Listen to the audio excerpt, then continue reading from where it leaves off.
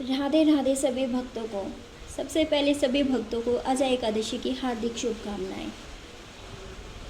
मैं आज आपको अजय एकादशी की कथा सुनाने जा रही हूँ। कुंती पुत्र युधिष्ठिर बोले कि हे जनार्दन, अब आप मुझे भादों की कृष्ण पक्ष की एकादशी के बारे में बतलाइए।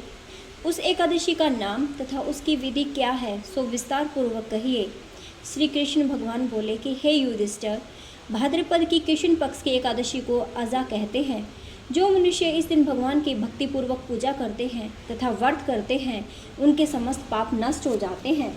इस लोक और परलोक में सहायता करने वाली इस एकादशी व्रत के समान विश्व में दूसरी एकादशी नहीं है। इस एकादशी की कथा इस प्रकार है। प्राचीन काल में एक चक्रवर्ती राजा हरिश्चंद्र राज्य करता था। वह अत्यंत वीर प्रतापी और सत्यवादी था।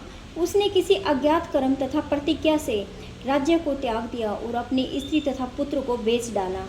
वह स्वयं एक चांडाल का सेवक बन गया था।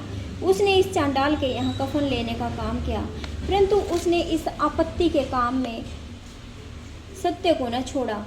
जब इस प्रकार रहते हुए उनको बहुत वर्ष व्यतीत हो गए तो उसे अपने इस नीच कर्म पर बड़ा दुख हुआ और इससे मुक्त होने का उपाय खोजने लगा। वह उस जगह सदैव इसी चिंता में लगा रहता कि मैं क्या करूं। एक समय जबकि वह चिंता कर रहा था, गौतम ऋषि वहां आए। राजा ने उन्हें देखकर प्रणाम किया और अपने दुख की कथा सुनाने लगे। महर्षि गौतम राजा के दुख से पूर्ण वाक्य को सुनकर अत्यंत दुखी हुए और राजा से बोले कि हे राजन, भादों के कृष्ण पक्ष में अजय एकादशी होती है। तुम इस एकादशी का विधिपूर्वक व्रत करो तथा रात्रि जागरण करो, इससे तुम्हारे समस्त पाप नष्ट हो जाएंगे। गौतम ऋषि राजा से इस प्रकार कहकर अंतर्ध्यान हो गए। हे राजन, यह सब अजय एकादशी के व्रत का प्रभाव था। जो मनुष्य इस व्रत को विधिपूर्वक करते हैं और रात्रि जागरण करते हैं, उनके समस्त पाप नष्ट हो जाते हैं और अंत में स्वर्ग को जाते हैं। इस एकादशी की कथा के श्रवण मात्र से ही अश्वमेध यज्ञ का फल मिलता है। कथासार: प्राणी को ईश्वर के प्रति पूरी निष्ठा रखनी चाहिए।